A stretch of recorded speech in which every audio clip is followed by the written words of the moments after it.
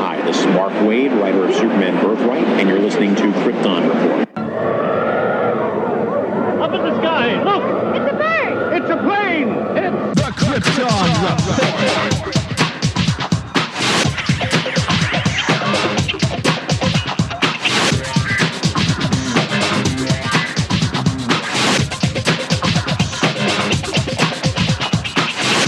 I am your host, Tyler, and welcome to Krypton Report, a podcast dedicated to all things Superman, Supergirl. We're going to look at the Supergirl TV series, as well as the Krypton TV series, anything that has to do with the characters in their world. Comics, movies, TV shows. We will talk about everything and anything. We are part of the Southgate Media Group podcasting network. You can find us on Instagram, Twitter, Facebook at Krypton Report. You can also email us at kryptonreportpod@gmail.com. If you get a chance to go over to iTunes, Apple Podcast, please leave us a review to help us get better. You can find me personal at JTYPatrick on Twitter and everything else. You can buy a Krypton Report t-shirt at tpublic.com. Check it out. They have all sizes, colors, styles of shirts. Just go to tpublic.com and search Krypton Report, and you'll see our logo. And every time you buy a shirt, it helps support other podcasts from southgatemedia.com. Thank you. Enjoy the show. Welcome to Krypton Report. So today we're going to discuss a couple news items as we get caught up with our Supergirl watching.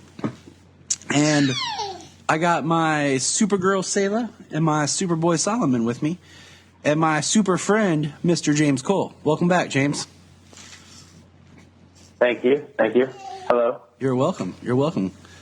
Alrighty. So the first thing we're going to pop up here is, so DC just announced another show that they're going to bring to their streaming service.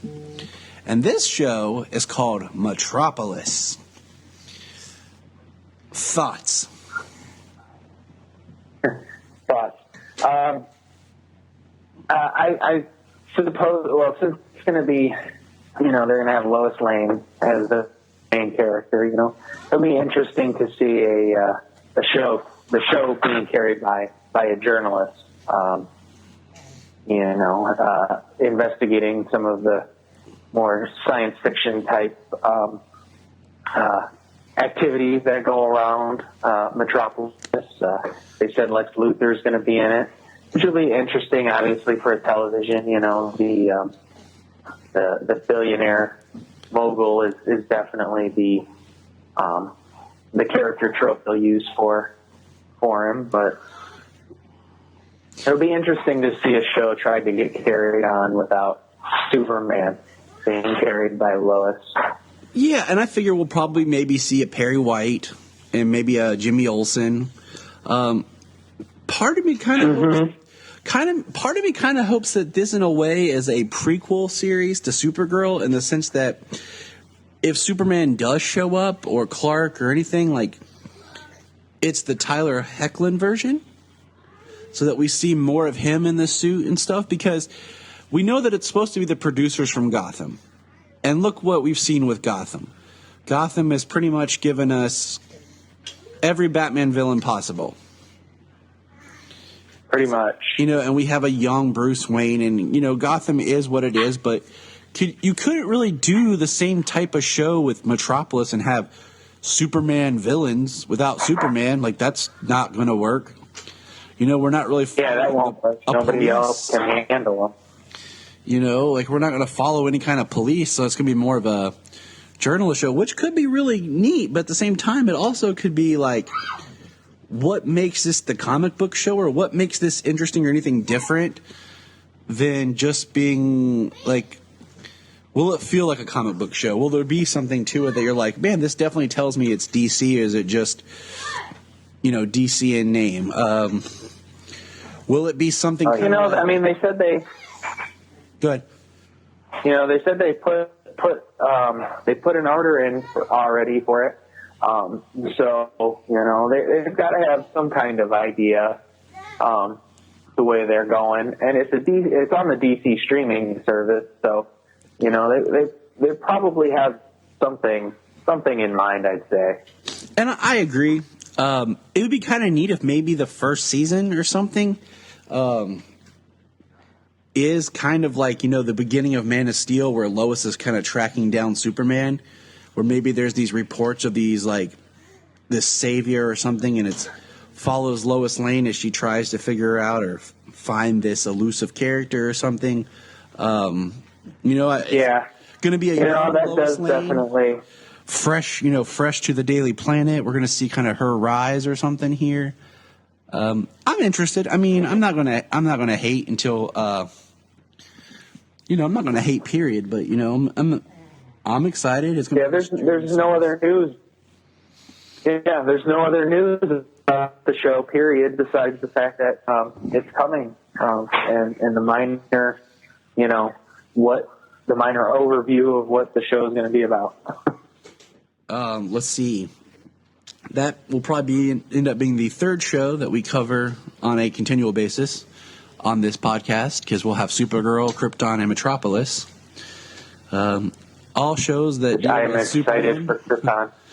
Well, it's not Superman, but yes, I am as excited for Krypton as well. And we're going to cover it once it premieres. There's been poster art come out and trailers. And one thing that I'm kind of with Krypton is it was originally supposed to be a prequel to the DC films, Man of Steel. But when that was announced, that was before Man of Steel got, the sequel that became BVS, and Krypton's been in development since 2013. Was when it was talked about. I mean, it was announced the same time that Gotham was, and here we have Gotham in season 4? Yeah, season 4. And we're just now getting Krypton season 1, so it's taken its good time, and it's probably gone through some production changes. As it's twisted and turning. And the other big news that's come out recently, we're jumping ahead, is we know that Action Comics 1000 is coming. If you don't, you can't count. But the big news, and we're going to talk... Anybody who listens to this, I'm sure knows it's coming. Eagerly anticipating 1000 coming out this April for their for Superman's 80th birthday.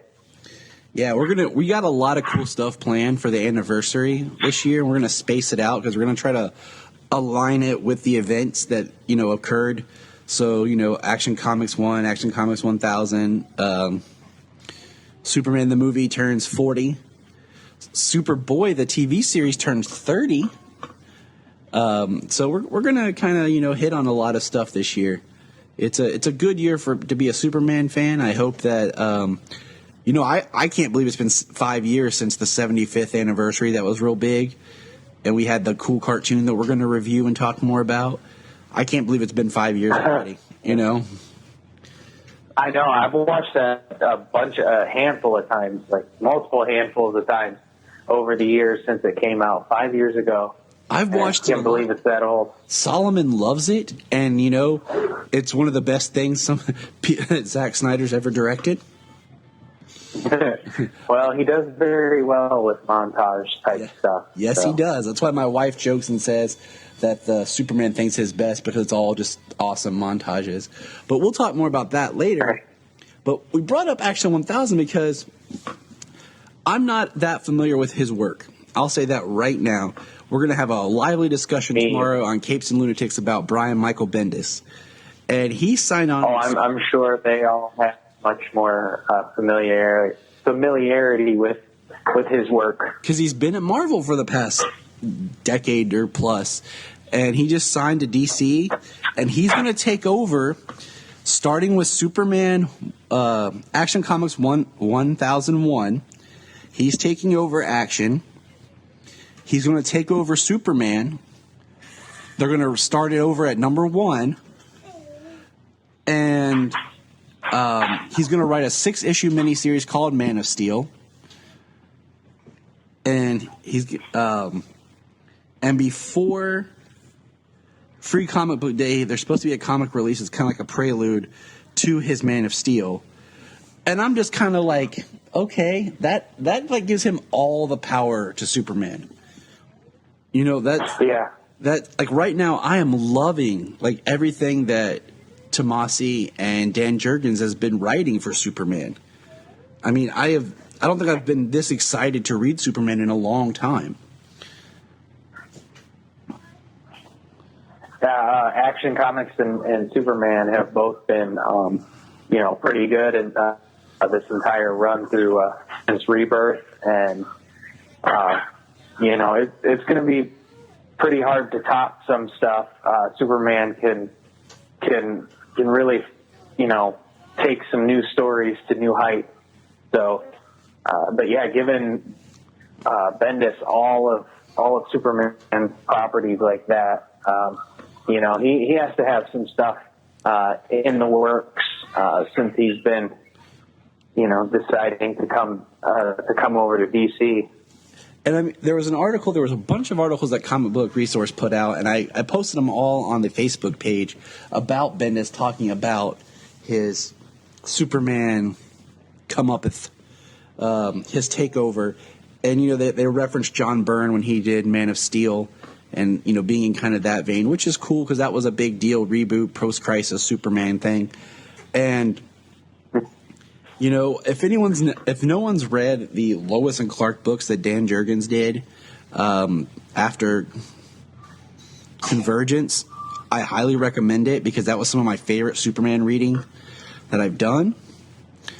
And, starting with those books through Rebirth, Action and Superman have been great. I mean, I've really looked forward to these books. I've read them, and I've been thrilled about them. The New 52 Superman run was hit and miss. There were some stories where I just was like, I'm not really connecting or liking this. There's some that I liked. Same thing with Action Comics. It was a little weird for a while when we had depowered Superman. There was like one storyline I liked that he did, and that's when he was protecting the people of the neighborhood. And other than that, like it's I don't know, man. Like I'm a little worried. Like I'm optimistic. I'm always optimistic and positive, but I'm a little worried at the same time. I don't want Superman. Well, Superman can be a challenge for some people to write, but. I'm confident that if there's plenty of stories out there that people have nailed Superman. Yes. Just nailed him 100%, and just like anybody, any character, over an 80-year lifespan, is going to take many twists and turns. So, done right and told in a very compelling way, treating him like a god and treating him like a man. Superman stories can be pretty epic and really, make the character shine. And I agree. Like I've really connected with and have loved since making Superman a father with his son and having John around. I have really connected and loved the character and those stories even more. And it's made which is a good step with the maturity of the character, the maturity of the character. He's always been a mentor to so many other heroes. Now he actually has somebody, an actual son, he's had, surrogate son, in the past with a couple of people, but yeah, actually having a son growing up, teaching him, yeah, definitely a new step for maturity and mentorship for the character in recent years. And that's honestly something that I would love to see developed. Like I know the end episode of Lois and Clark was Lois and Clark getting a child. And Dean Cain has said he wished the series hadn't been canceled because they could have gone into a new area that Superman hadn't been explored, and that was him being a parent. And, I wouldn't mind seeing 20 in the comics. It's something I wouldn't mind seeing in some sort of live action. The idea of Superman and Lois married and being a parent and having that more adult relationship and life for Superman. not to segue too much, but that's one thing. I don't know if you've been watching, but with Black Lightning that I've really liked is the fact that it's an older superhero who has children, who has a family, compared to the other shows where they're all young and fresh, and then Oliver just finds out he has a random child. He's like, oh no. Like even Diggle, who has a daughter, you never see him with his daughter, or she just disappears. And to me, right. with my kids, the idea of being the parental figure and what that means is something I connect to, and that's one reason I've really been digging Black Lightning. Like, there's a lot of reasons I've been digging it, but we'll just leave it there because absolutely, Black Lightning is a fact show. I think we might do a special just on like Black Lightning, like maybe after the first season ends, because it's a short run. I think like it's only like 12 or something like that episodes. We might end up just doing a whole special on it because I do think it's a great show and it is a cultural landmark of a show. And like I said, I wouldn't mind seeing a Superman show kind of in that vein where it's him and Lois married life and having Jonathan and what that means. But that's going to spin us around to our next topic, which is Supergirl, the episode entitled Fort Rozz. That's right. We're calling back to season 1, which we haven't done that much since we moved to the CW. In all honesty, if you think about it, like they've kind of even season 2, a lot of stuff was left behind in season 1 for the change of venue. One thing has been the fact that Maxwell Lord was never referenced.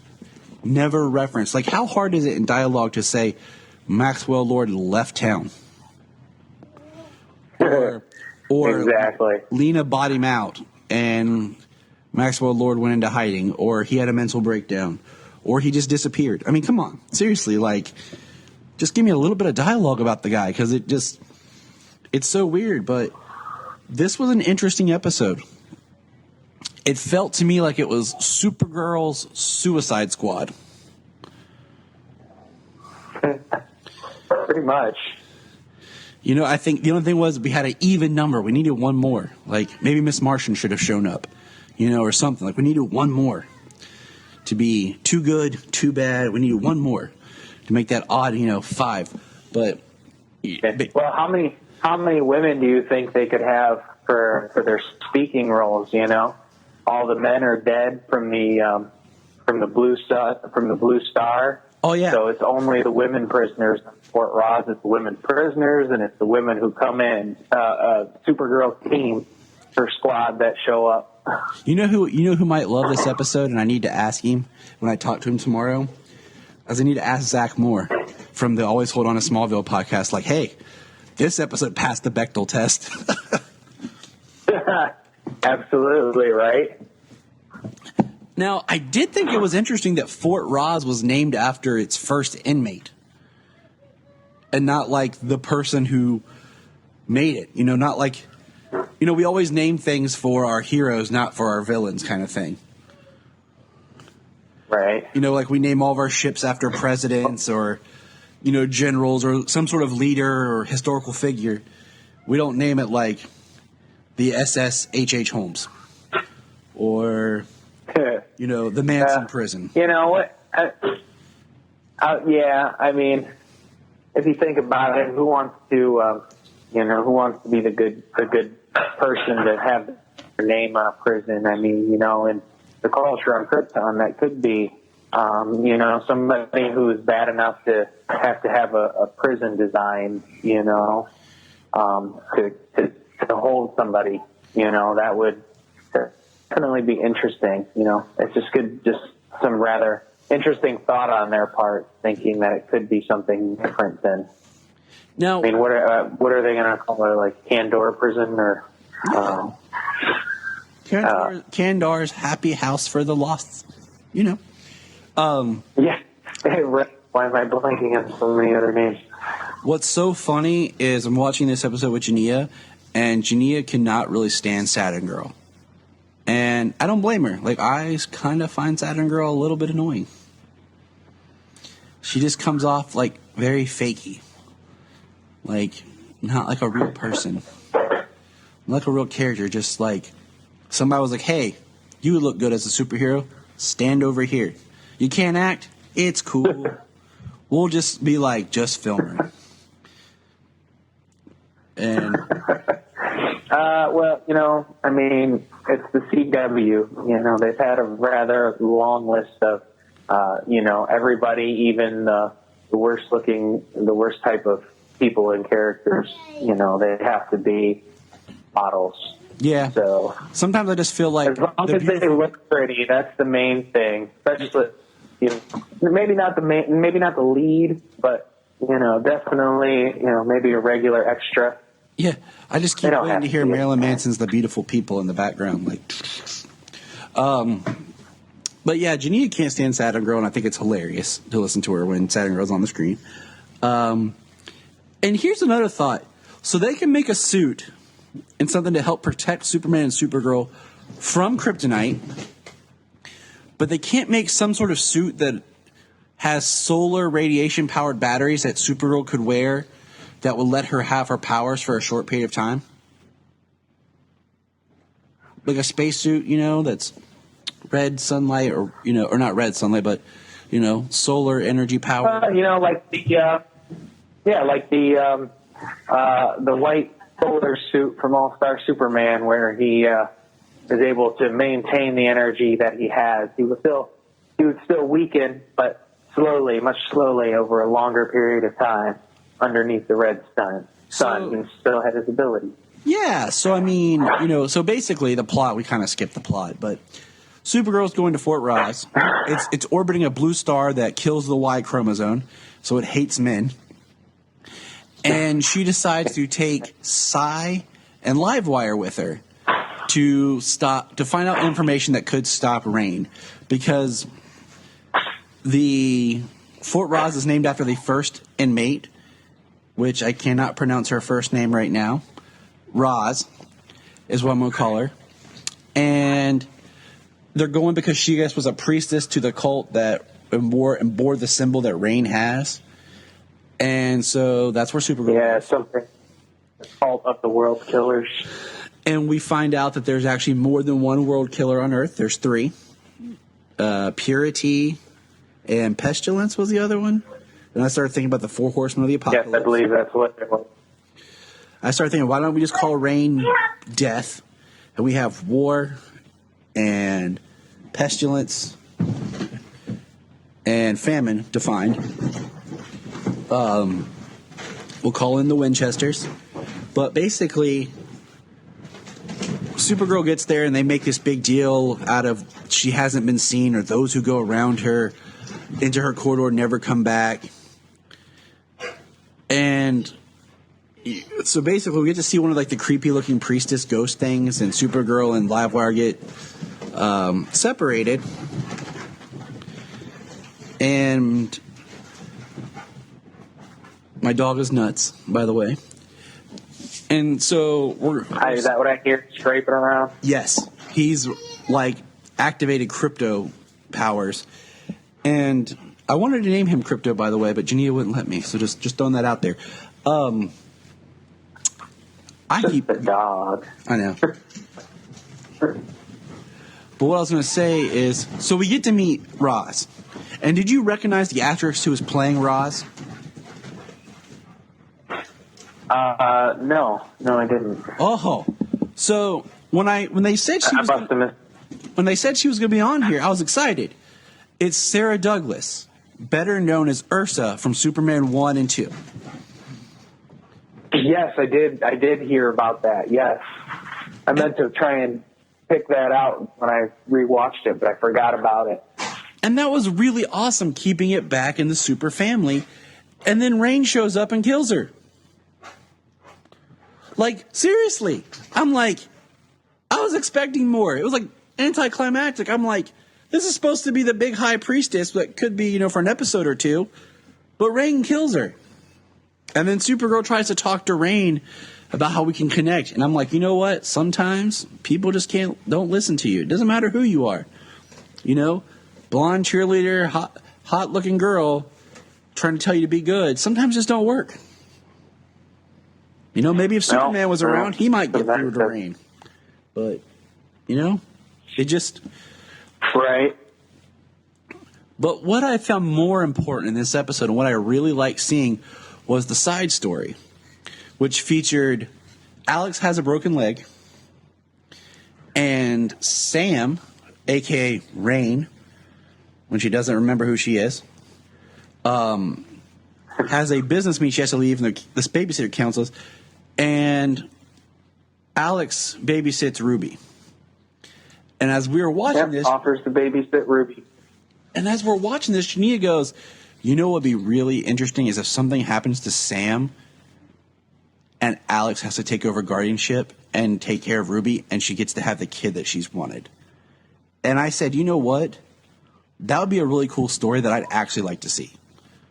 Because I really enjoyed motherly figure Alex. When she pulls out her FBI badges and threatens the little girl that's been harassing Ruby, was amazing. Yeah. Yeah, that's an interesting idea, an interesting concept. And a new dynamic for the character.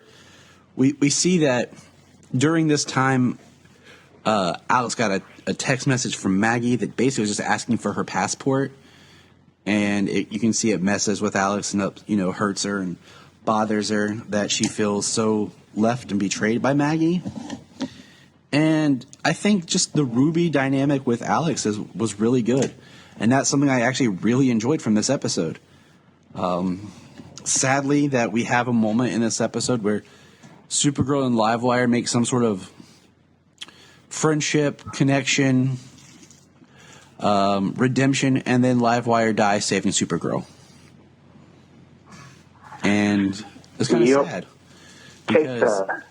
Takes a blast from Rain's heat vision, which, for some reason her powers aren't dependent on the yellow sun. So she has her powers on Fort Rozz when Supergirl does not. So Supergirl is left defenseless with only s3e, Saturn Girl, and Livewire to defend her against the super killing machine.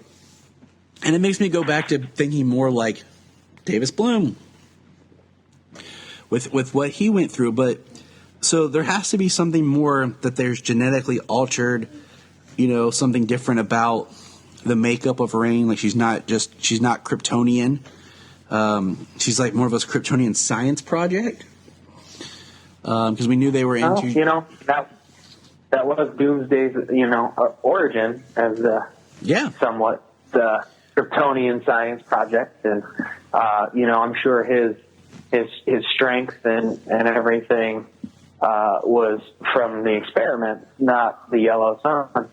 In the original comics, Doomsday was an ancient creature of Krypton that they would basically clone him, then kill him, then clone him again.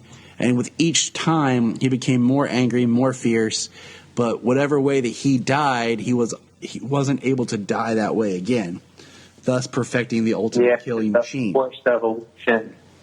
Yeah, the forced evolution of a creature, of being to evolve to, basically an immortal state.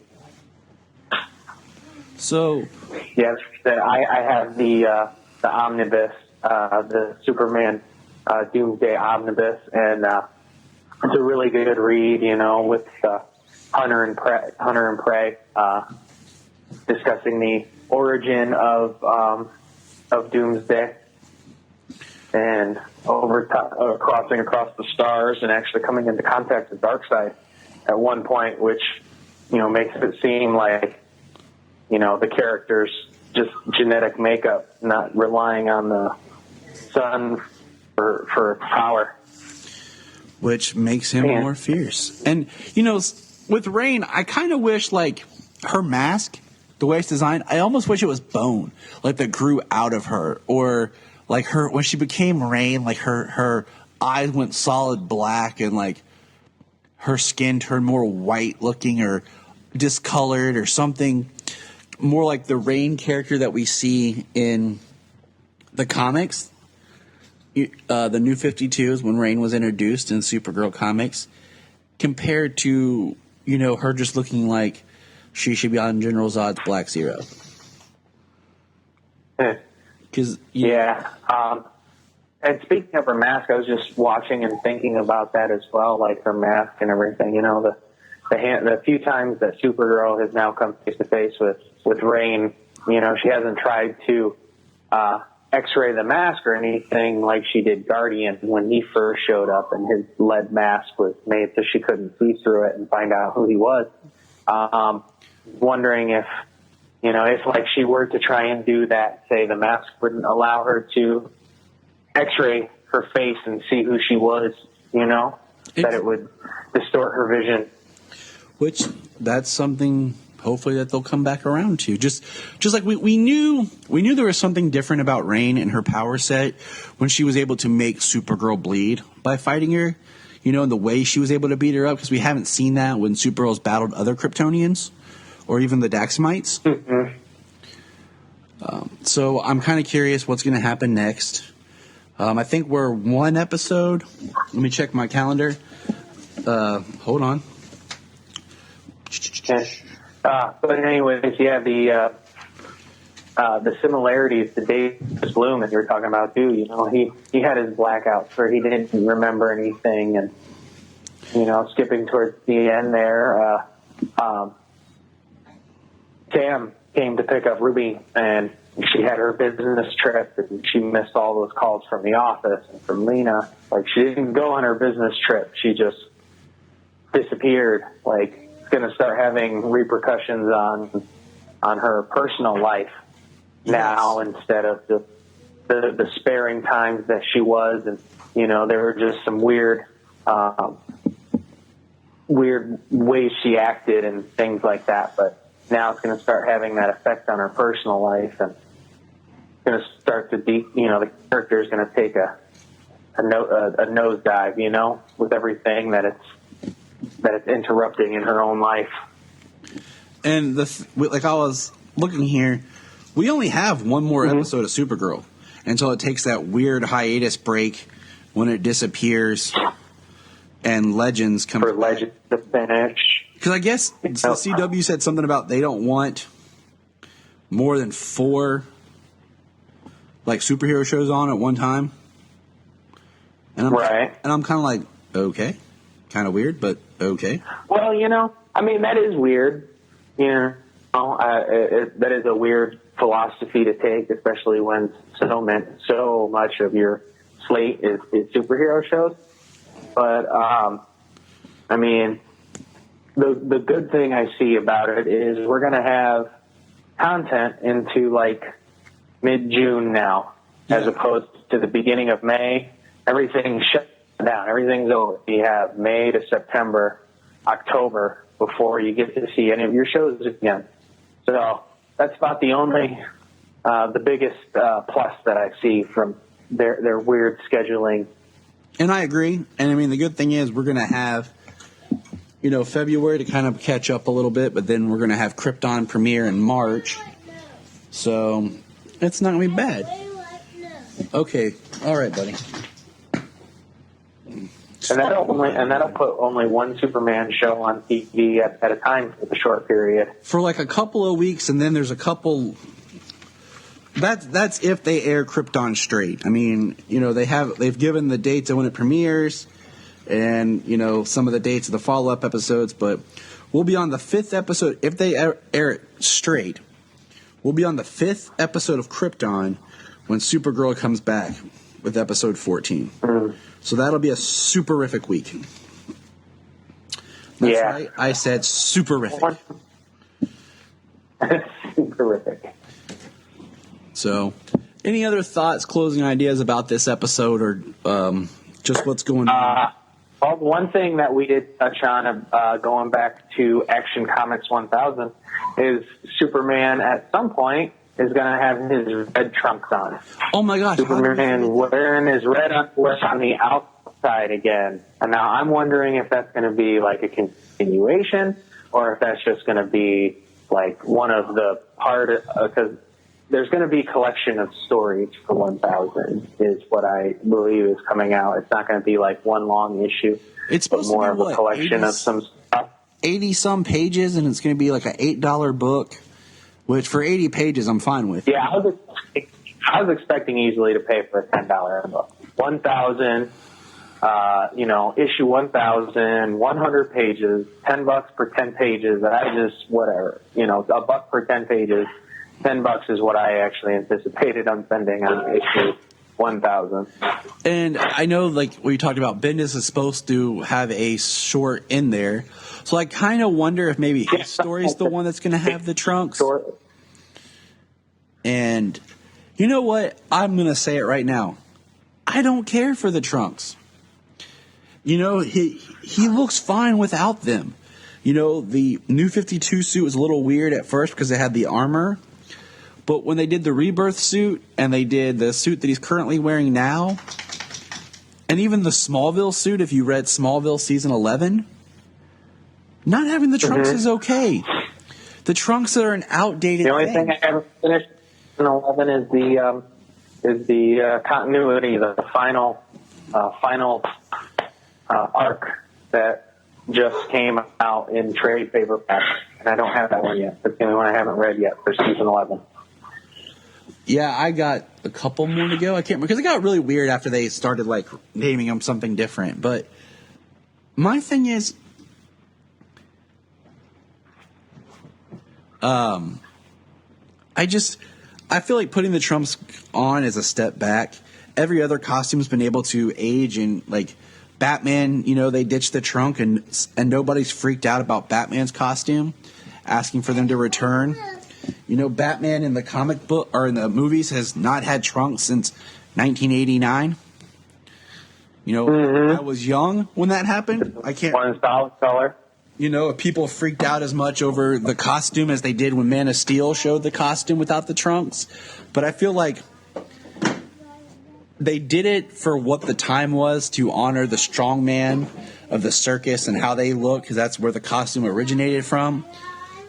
But we're just at a different time now. I mean, Wonder Woman's gone through different iterations where she's had pants, she's had the spank-looking thing, she's had a skirt. I'm not a fan of the trunks returning continually. If it's a story, I think absolutely. That's my book too. That's what I said. I hope it's just the story. One of the collected stories in the book, that it's just the red trunks. I'm a fan of the no trunks as well. I think some of the different costume changes since the New 52, since trunks disappeared, they've all been mostly. What's crazy is you think about it. The New 52 premiered in 2011, and since that time we've had 1, 2, 3-ish. 4-ish. Let's see. 5, 6. We've had 6 somewhat costume changes. And think about how long Superman went without having a costume change. There was costume tweaks, with the symbol and stuff a little bit. But we had the New 52 outfit. Black background, the S on the cape, the yellow S or the black S. Just a couple of different variations. The standard blue and red trunks, red cape. So it's interesting how much they've toyed with costume changes over the past 7 years. For other characters like Flash has had some costume changes. Batman's had some costume changes. Aquaman as well. Well, they've got they've got the multiverse line, they've got the icon line. They got toys to sell, man. All them different costumes, just different toys to sell. Yes. But I think that's where we're going to put a pin in it. Real quick, this one thing I wanted to send you, which as soon as we get off here, I'll shoot you a picture, is my wife just got me a Superman cookie jar today. Yeah, that's what we call a good wife. So I have to shoot you that picture after we get off. I meant to do it earlier. I got called into work. Sounds awesome, man. But we'll go ahead and stop here. Looks like your kids are calling and mine are too. Yep. All right, man. So until all right, sounds good. I will talk with you later, James. You have a good one. All right, thanks. You too. There's a thin line between heroism and madness. Here the line fades to nothing at all. This is a world of capes and lunatics. And nothing is off limits. So be sure to check out Capes and Lunatics for all your nerdy needs and randomness, as well as many other awesome shows on the Southgate Media Network. If you have an interest, I bet we have a show. And you can find me on Capes and Lunatics. So until then, keep listening. You can find us on Instagram, Twitter, Facebook at Krypton Report. You can also email us at kryptonreportpod@gmail.com. If you get a chance to go over to iTunes, please leave us a review to help us get better. If you're an Amazon shopper, just remember you can go to southgatemediagroup.com.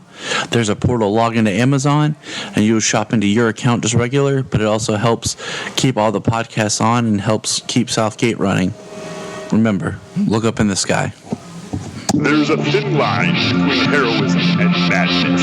Here the line fades to nothing at all. This is a world of capes and lunatics. And nothing is off limits. So be sure to check out Capes and Lunatics for all your nerdy needs and randomness, as well as many other awesome shows on the Southgate Media Network. If you have an interest, I bet we have a show. And you can find me on Capes and Lunatics. So until then, keep listening. You can find us on Instagram, Twitter, Facebook at Krypton Report. You can also email us at kryptonreportpod@gmail.com. If you get a chance to go over to iTunes, please leave us a review to help us get better. If you're an Amazon shopper, just remember you can go to southgatemediagroup.com. There's a portal, log into Amazon, and you'll shop into your account just regular, but it also helps keep all the podcasts on and helps keep Southgate running. Remember, look up in the sky.